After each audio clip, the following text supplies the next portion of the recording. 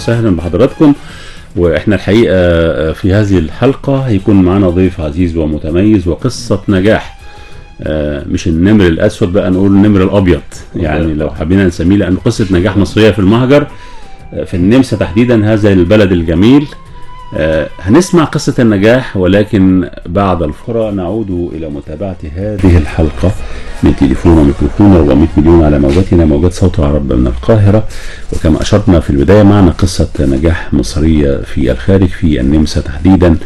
الحقيقة قصة تؤكد على أهمية الإصرار والمثابرة، وأهمية أنه الواحد يكسر كل القيود ويتحدى كل العقبات، وأنه مفيش مستحيل. احنا معنا دكتور أحمد إبراهيم. أهلا بك يا دكتور. أهلا بحضرتك. أهلا وسهلا. دكتور أحمد إبراهيم أديب وشاعر. أهلا بك يا دكتور. أهلا بحضرتك. وسهلا. إزاي أخبارك؟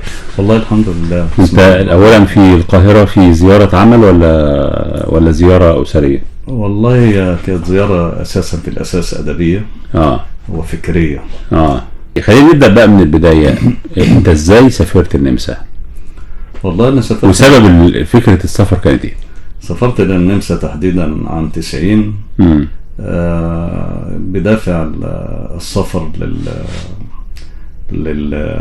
كأي مغترب يبحث عن تكوين نفسه أو حياة أفضل. فسلكت هذا المسلك، والحمد لله منذ عام 90 وأنا في النمسا، وحصلت على الجنسية النمساوية عام 2003 منذ 20 عاما. قبل ما تسافر يا دكتور، كيف كانت حياتك في مصر؟ كانت حياتي فرص التعليم أو العمل أو غيره، يعني بشكل عام اللي دفعك للسفر. الذي دفعني إلى السفر هو يعني بناء الحلم الذي كنت أحلم به، اللي هو تكوين حياة فنية في الأساس، الاستمرار في عمل الخطوط العربية والزخارف الإسلامية، لأن أنا في الأساس رسام وخطاط. درست رسم وخط في مصر ولا كانت هواية؟ كانت هواية. أنا أميل أساسا من الناحية الدينية إلى التثقيف الديني والقراءة الدينية، يعني القراءة الدينية كأي إنسان ملتزم. فنشأ عندي حب الأدب والفكر، فوجدت نفسي أميل إلى هذا المنحنى، وخاصة بعد أن نشرت أول عمل سنة عام 1999. فشجعني ذلك على الاستمرار في الكتابة. نشرت أول ما نشرت عمل أدبي في جريدة كانت تسمى اللواء العربي. هنرجع تاني بقى لفكرة الكتابة والعمل الأدبية. أنت لما جيت تفكر في السفر، يعني عادة فكرة السفر بتبدأ بالدول العربية وليس بدول أوروبية. نعم. اتفضل. ليه اخترت بقى كده؟ هل حاولت في السفر لدول عربية ولا كانت دي مباشرة؟ وبالفعل سافرت. أول ما سافرت إلى المملكة الأردنية الهاشمية عام 1981، واستمر العمل بها مدة 4 سنوات على فترتين، لكن السفر إلى النمسا بدأ في عام 90. النمسا، لماذا النمسا تحديدا دكتور أحمد؟ يعني اختيار النمسا كان، هل في الوقت ده كان السفر في النمسا أعتقد كان هو منتشر شوية، ولا كان اختيار بسبب فني زي ما قلت؟ كان النمسا تعتبر بالنسبة للدول الأوروبية كانت تمثل العراق قبل ذلك بالنسبة للدول العربية. يعني كانت السفر كتير بالنسبة لها. يعني كان النمسا وإيطاليا. وإيطاليا وغالبا أو في بعض الأحوال ألمانيا. لكن كان أشهرهم النمسا يعني. أو هي معبر للدول الأوروبية. يبدأ الإنسان يعني كانت فكرة التأشيرة الدخول كانت أسهل شوية بالنسبة للنمسا، ولا كان بالنسبة للنمسا؟ وربنا وفقنا بالدخول إليها. وكل الذين سافروا معي معظمهم سافر إلى هولندا أو إيطاليا أو بلجيكا. يعني كانت تعتبر ملتقى للسفر بين الدول الأوروبية. طب احنا هنرجع تاني قبل السفر برضو، عشان فكرة الخط العربي انت بدأتها هنا قبل ما تكمل الدراسة او العلم هناك، لكن اسمح لنا نكمل بعد اذان العصر. الذي حان موعده الآن حسب من القاهرة، وضيفنا في الاستوديو الدكتور أحمد إبراهيم، وهو كاتب وشاعر وفنان وخطاط مصري مقيم بالنمسا. أهلا بك يا دكتور مرة أخرى. دكتور، يعني هسألك سؤال سألته قبل الفاصل. أنت بدأت فكرة الفن والرسم هنا قبل السفر، هل كانت هواية ولا كانت إيه بالظبط؟ كانت منذ المرحلة الابتدائية وطورت في المرحلة الإعدادية ثم المرحلة الثانوية. ولكن في المرحلة الثانوية وصلت إلى الزخرفة العربية والإسلامية. زخرفت مسجدين. بدأت أكتب لوحات الفنية. فتحت مشغل بسيط للكتابة قبل السفر، إلا أنني أصريت على أن أسافر، لأن الوقت في هذا الوقت لا تستطيع أن تطور مشغلا كبيرا وجميلا كما تهوى بمحدودية الدخل أو محدودية الفرص يعني. فسافرت إلى النمسا، وكان في ذهني تكوين أو عمل مشغل كبير للخطوط العربية والزخارف. إلا أن الأمور تغيرت، وبدأت أقرأ كثيرا وأشاهد الأعمال الأدبية في المجلات، وخاصة أن خلفيتي إسلامية كبيرة جدا يعني. كنت أهوى الشعر والأدب، فغيرت المسار من الفن والخط العربي إلى الأدب يعني. لكن هنتكلم في تفاصيل هذا الموضوع. ضروري نقطة مهمة، هل يعني في مرحلة معينة عدت لهذا؟ هل سعيت لهذا ولا لا؟ بعد الفاصل نعود مرة أخرى لمتابعة تليفون وميكروفون 400 مليون. تليفون 400 مليون على موجة صوت العرب من القاهرة. وبمناسبة هذه الأغنية الجميلة المصري، هنسمع قصيدة لضيفنا الدكتور أحمد إبراهيم، الشاعر والأديب والفنان المصري المقيم بالنمسا. ديوانه الحقيقة اسمه غربة دون اغتراب، وطبعا هنسأله عن معنى الديوان، لكن بعد ما نسمع هذه القصيدة الأولى هيكون في اختيارات أخرى في الحلقة. اتفضل يا دكتور، قصيدة لمصر. عدت إليك يا مصر، أحبك حبا يقاوم الرياح بلا إخفاق، يسير في الزحام دون اختناق. حبك جميل عان مفعم بالأخلاق، طاهر وعفيف يذيب وجدان العشاق. ذابت فيه الأماني الأحلام والأماني للمشاق، شربت من فيض عذوبته كل الأذواق. فما وجدت نفسي إلا في الخيال الساحر، أحببت فيك الخلق ثم الجمال الباهر. شاطئك محفوف بالورود والريحان، بستانك ربيع فيه الجمال بالألوان. ألوانك طيف يبهر الإنسان، زهرتي أيقظت مشاعري كفنان. قلبك سر الحب بحر الوجدان، طائرك الجريح يرفرف في العنان. يستمد طاقته من نبع الحنان، يرفض السقوط ويأبى الإذعان. حبك هامت فيه المعاني وحركت المشاعر. خيالك بحر هائج الأمواج سائر، ليتني أحتضن بشاطئه أنا الحائر. أحسنت يا دكتور، قصيدة جميلة. وغربة دون اغتراب، ما معنى الديوان؟ لماذا اختار هذا العنوان؟ والله بالنسبة للمعنى هو مقصود لذاته والغربة عموما، فكانت غربة حرصت فيها على ألا أغترب فيها. الإنسان يمكن سهل له أن يسافر إلى البلدان الأخرى كغربة، لكن والأسهل منها الاغتراب. وهو الاغتراب في الفكر والعقيدة والمسلك والخلق، تغيير الهوية، أو بمعنى صح الفقدان أو فقدان النفس، فقدان الهوية أو النفس، فقدان الفكر، فقدان الهوية العربية والإسلامية، والطبع الشرقي، فقدان الخلق، الانجراف إلى المعاصي. والحمد لله نجانا الله سبحانه وتعالى في هذا بالبعد عن الوقوع في في الاخطاء او الأخطاء. طب قول لي يا دكتور، لو اتكلمنا بقى عن بداياتك هناك، كيف كانت التحديات بالنسبة لشاب مصري مسافر في مقتبل حياته إلى مكان ربما جديد عليه؟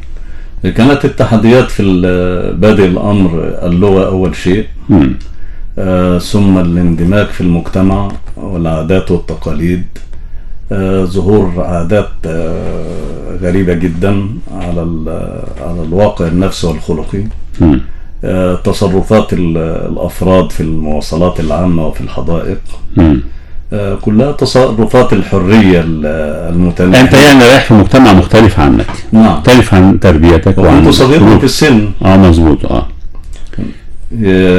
يعني كنت قبل من العمر 25 عاما أو 26 عاما. فكان الإنسان ما زال في ريعان شبابه، وكانت هذه التصرفات والوجود الغريبة أو التصرفات الغريبة كانت تمثل له عائق كبير جدا بالنسبة لك يعني. نعم طبعا، كأي شاب ولم يقبل على الزواج أيضا. فكانت صعوبة بالغة يعني. مضيت على هذا الحال 2.5 عام، ثم نزلت إلى مصر وخطبت، ثم سافرت مرة أخرى 6 أشهر، ثم عدت بالزواج. تمام. فتزوجت بمصرية، لكن هذه الخلفية الدينية كأي إنسان ملتزم طبعا أن يكون طبعا سلوكه ديني. كانت السلوك هناك دفعني من خلال التحديات. أحيانا الإنسان يزداد دينه وتزداد ثقافته للحمية، عندما ترى ما ينفر الإنسان من خلقه وعاداته وتقاليده، تعمل عنده دافع قوي للالتزام والتمسك بعقيدته. تمام. التحديات في العمل، مع ما ذكرته من اختلاف في الثقافة واختلاف في اللغة. نعم، ودي كانت تحديات رئيسية بالنسبة لك. التحديات في العمل كانت صعبة جدا، لأن لابد عندما تعمل لابد أن تتحدث لغة. فلم يكن أمامنا سوى العمل في بيع الصحف. بيع الصحف ده كان المنتشر في هذا التوقيت، الثمانينات والتسعينات في النمسا تحديدا. لماذا الصحف تحديدا؟ لماذا هذا العمل كان متوفر وفي النمسا، وكان معروف ان اللي بيسافر في هذا التوقيت كله بيعمل في مجال توزيع الصحف يعني؟ هل الناس هناك قارئون لهذه الدرجة، وهل الصحف منتشرة كانت في التوقيت ده؟ المجتمع الأوروبي عامة يقرأ، أو الغربي يقرأ، ليس عندنا يقرؤون، لأن الوسائل وظروف المعيشة راقية، سهلة، أفضل، ميسرة. فالقراءة شيء عادي متاح لكل الذين كانوا يودون القراءة.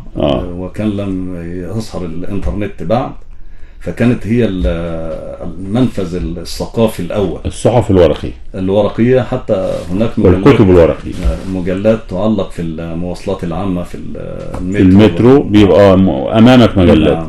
لو ذهبت عند طبيب تجد المجلات على الطاولة والصحف تقرأها.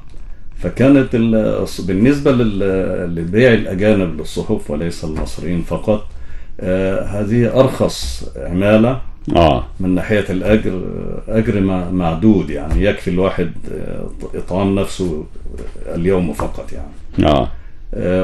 وعندما كان يريد أن يعيش يعني مجرد العيشة الميسرة، يعمل فترتين، في الصباح وفي المساء، حتى 11 ليلا، ثم يبدأ العمل مرة أخرى من الساعة 5 صباحا لل1 ظهرا أو 12 ظهرا. لكن عمل مستمر جدا، وهذا العمل أرهق معظم الذين عملوا في الصحف، وأصابهم بالأمراض نتيجة البرد القارس في أيام الثلج. والعمل المستمر يهلك الإنسان لفترات طويلة. لكن هو كان معظم الشباب اللي يسافر، أعتقد أن أنا أتذكر هذا التوقيت، كانوا فترات الصيف بس، اللي هي طلبة الجامعات، ده كان في المعظم يعني، كانوا بيسافروا في الصيف ويرجعوا. إنما أنت ومجموعة أخرى طبعا استمرت حياتهم هناك. أنا كنت طبعا قبل الزواج كنت أعمل طول العام وأخذ أجازة اللي هي أربعة أشهر في الشتاء تجنبا للثلج.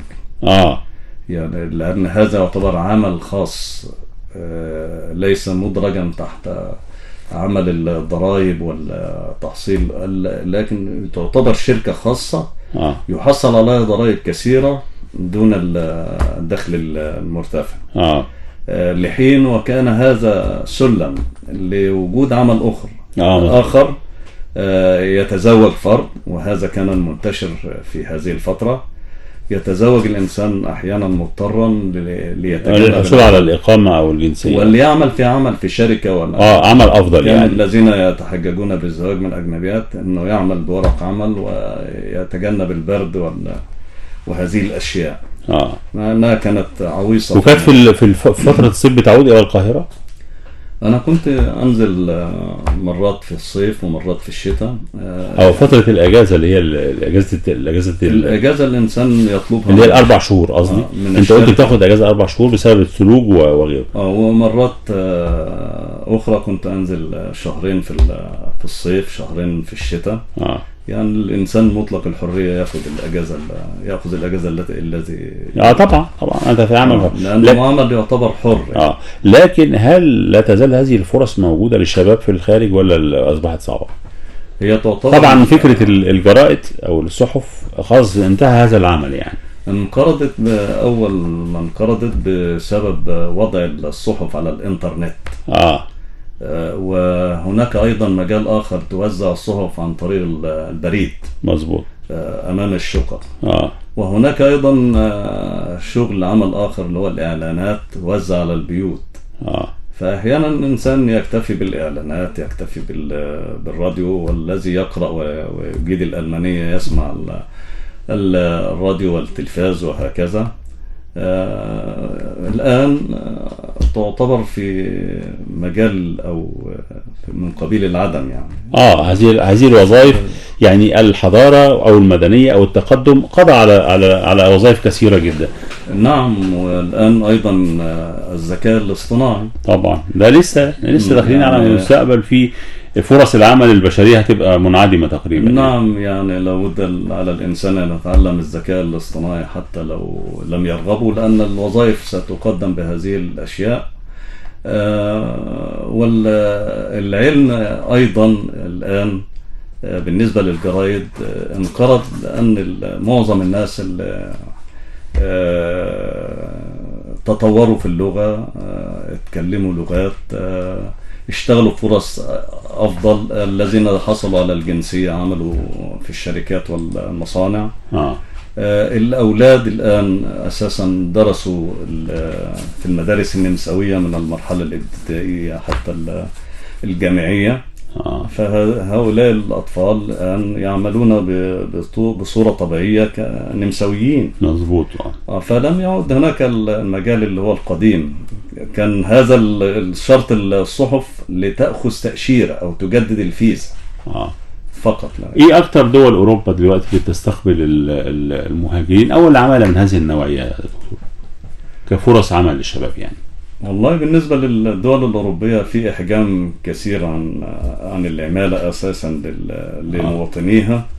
لأن هناك الآن الدول التي اضطر أفرادها وسكانها إلى الهجرة الجماعية كدول العربية أو دول الصومال وأخيرا سوريا وخلافه، أصبح سوق العمالة مكدس. بعض الأخوة السوريين يعتمدون على فتح مشاريع وإن كانت مقررة مثل المطاعم، وهذا مشروع مقرر كما هنا الحال في القاهرة. هي يعني شاهدت بنفسي أعمال مقررة. حتى صالونات الحلاقة لا تمر بشارع إلا تجد عشرات المحلات. أعتقد الأتراك بيبقى لهم وجود أكبر في النمسا وألمانيا وهكذا يعني. الأتراك هي الجالية العظيمة الأكبر عددا والأكبر تحدي. لا تاريخيا يعني. تاريخيا لأنهم بيعتبروا نفسهم أوروبيين. بالضبط. يعني هو في صلة يعني. نعم. يعملون ويساعدون بعضهم بكثرة، وإنشاء حتى في المساجد يجمعون من بعضهم الأموال، ولا يكاد تجد مسلم تركي يصلي في مسجد خلاف المسجد الذي اللي هو بيصلي فيه. مظبوط. لأنه لو هم عندهم ارتباط، يعني هم الأتراك عندهم ارتباط كقومية، وطن كوطن. عندهم قومية. طب اسمح لي برضو بعد الفاصل هيكون لنا سؤال قبل ما نعود لأعمالك الأدبية. هسألك عن فرص الشباب في الدراسة، لأن دي جزء جدا ومهم لابد أن ينتبه له الشباب المصري. فكرة أن أنا أسافر للخارج ليس فقط للعمل، يعني عندنا فرص أخرى اللي هي فرص الدراسة، وأوروبا بتقدم منح ويستطيع الإنسان هو يطور من حياته في الخارج ويستغل هذا السفر ليس فقط للسفر للسياحة أو للترفيه أو للعمل. عندنا فرص أخرى أهم، فرص تطوير الذات والدراسات العليا، وهذا يفتح ربما في هذه الدول مجالات للعمل. بعد الفاصل ميكروفون 400 مليون على موجات صوت العرب من القاهرة. ضيفنا الدكتور أحمد إبراهيم، الكاتب والشاعر والفنان المصري المقيم بالنمسا، وهنعود إلى قصيدة من ديوانه غربة دون اغتراب.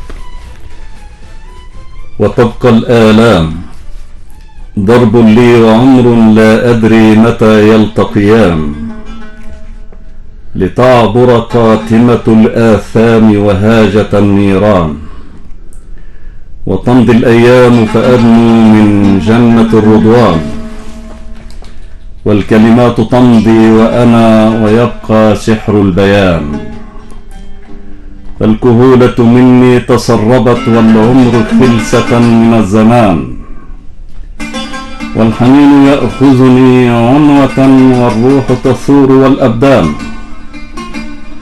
ويعاني الشوق مرارة ويخفق القلب دونما خفقان، أثبات الخطى إلا جلاء الظلام للحيران، والمرسى الأخير آخرة لدنيا الهوان، ما ضيق العيش للمؤمن العارف إلا امتحان، فهل بالفقر والإفقار أمات الشجعان، كرام عبروا المحن كما السحب إلى الدخان، وعيون أبكوها دماء فما نضبت أكفان، وقلوب أفرغوها فما الروح هجرت شريان، أما القلوب التي تحجرت فقط لدى العميان، حكاية وحكايا تستعصر حكم الشيوخ والشبان، فماذا صنعوا بقلب عامر للصبر والسلوان، عززوا حصون غدرهم فتهاوت الجدران، فكيف تجدي التعاويذ والسحرة والكهان، التعبيرات المنحوتة تخون ذاكرة الجان، والسحب تمر وتبقى الآثام يسقطها الدخان، صروح شر شيدتها ضمائر باعت الأديان، وبنيان التقي ينمو في أمن وأمان، يظنني بعت الوطن ويتحسر الوجدان، أمنيتي البناء وبناء النفوس عمران، كيف أخون ديني يا خائن الأوطان، عد إلى خالقك، خالق والخلق بنيان، منحدرك الأخير منتهاه فقدان الجثمان. القصيدة من وحي المعاناة الشخصية والغربة يعني. نعم. دكتور أحمد إبراهيم، كاتبنا وشاعرنا، هكلمك عن أول سؤال قبل ما أعود بقى لباقي الأعمال الأدبية. نعم.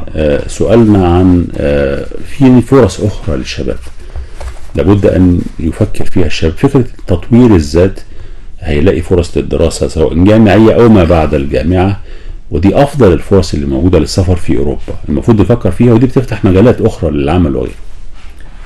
نعم، هي الفرصة موجودة منذ قديم الأزل كما يقولون، لكنها تمر بمنحنيات ومنعطفات حسب كل وقت من وقت لآخر. طيب دكتور، أنت مؤسس ولا عضو الاتحاد أدبي موجود في النمسا؟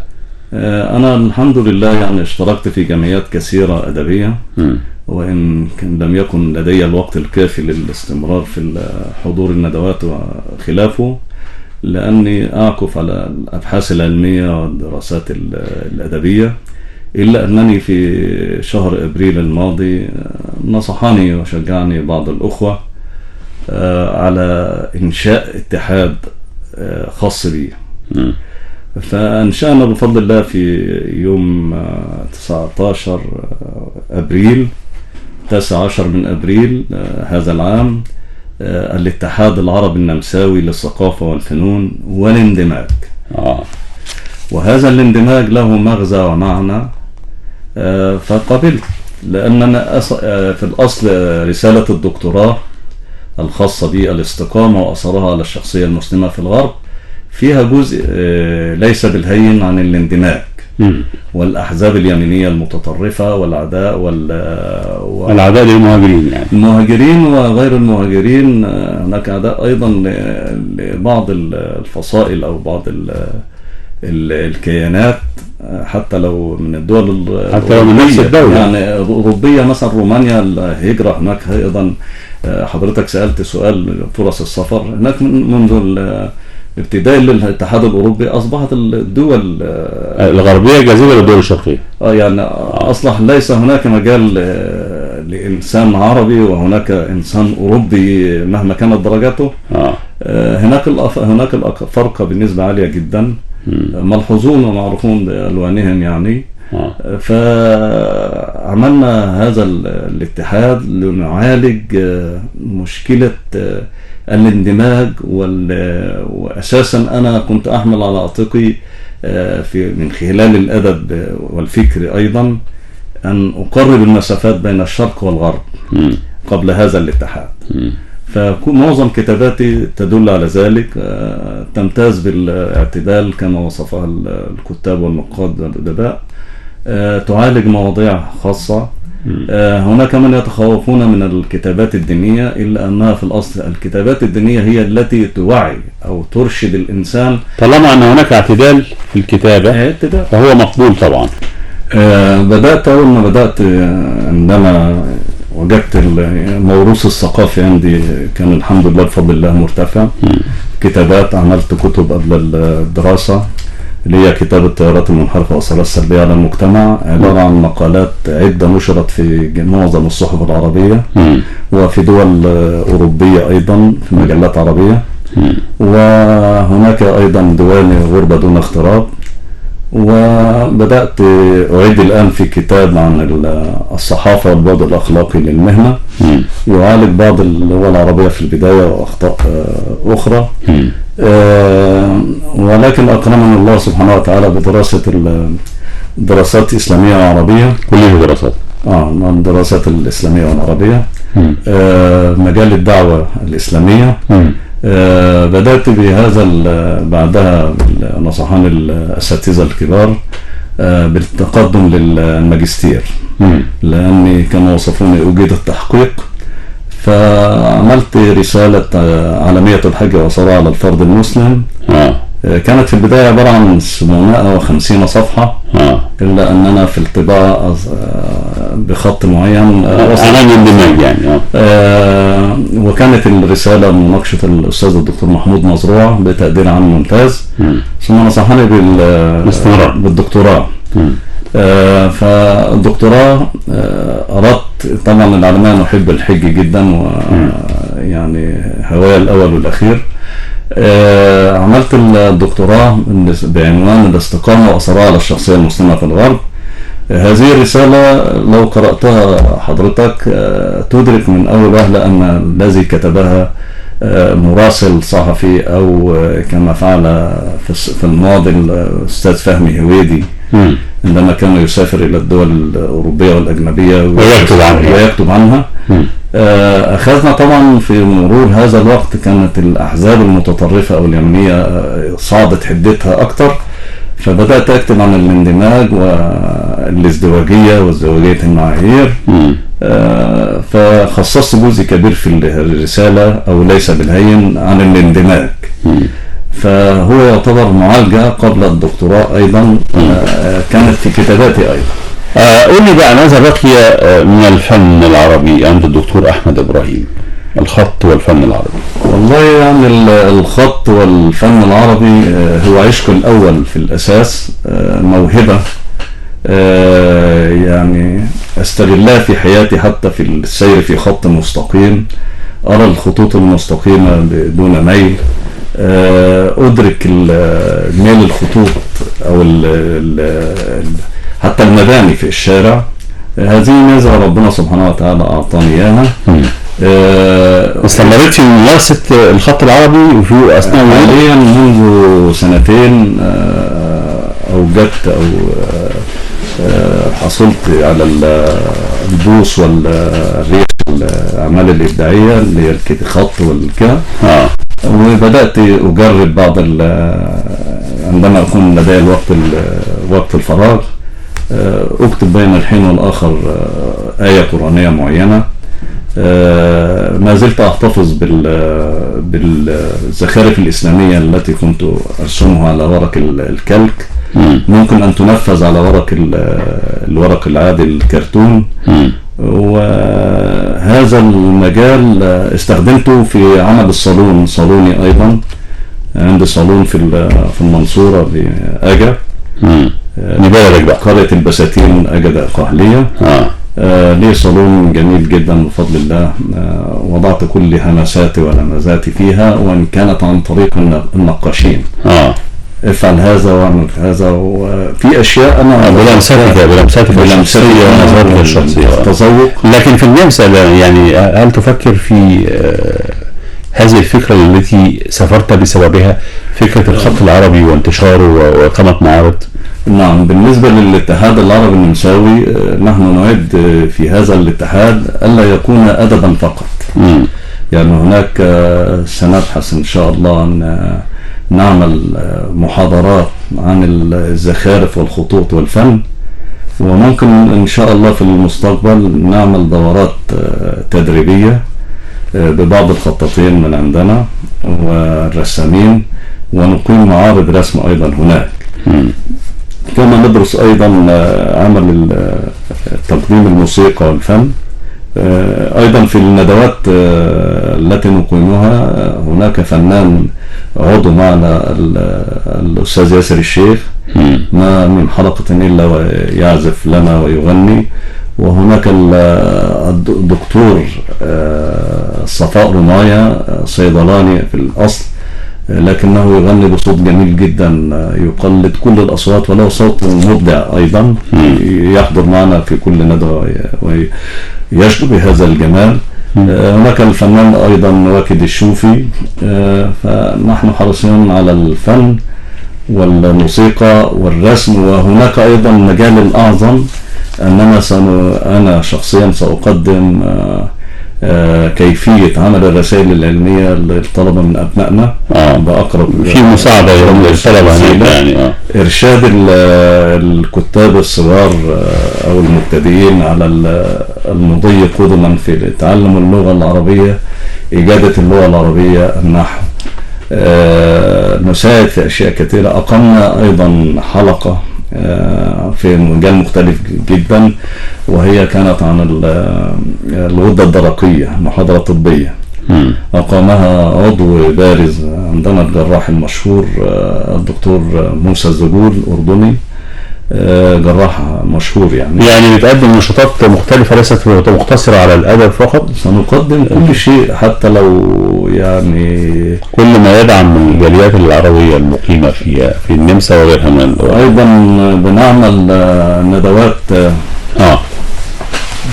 بنعمل ندوات نقترح نعمل أشياء أخرى، حتى نعمل مثلا عشاء جماعي أو فطور جماعي، أو مناسبات المولد النبوي الشريف، الاحتفالات الدينية بنقيمها. وإن شاء الله كل ما يمر ضمن أمامنا أشياء، حتى اللغة العربية الغير الناطقين بها، واللغة الألمانية للعرب. احنا الحقيقة الوقت مضى سريعا، لكن سيكون لنا وقفات ولقاءات أخرى إن شاء الله في عوداتك القادمة في السنوات القادمة. شكرا لك وتمنيت لكم بالتوفيق وكل أبناء مصر في النمسا وتحياتنا لك يا دكتور، ونشكرك على هذا اهلا وسهلا التمثيل المصري في النمسا، وهذه الرحلة من التحديات والوصول إلى أفضل الدرجات، وإن شاء الله نتمنى لك مزيد من التوفيق، وإلى اللقاء في حلقة أشكرك جدا، وشرفنا بكم وبالشعب المصري والإذاعة المصرية، ونتمنى لكم النجاح. شكرا لكم. تحيات فريق العمل داوود محمد، الهندسة الإذاعية، الإعداد وتقديم عبد الرحمن البسيوني، الإخراج هاني فؤاد. إلى اللقاء.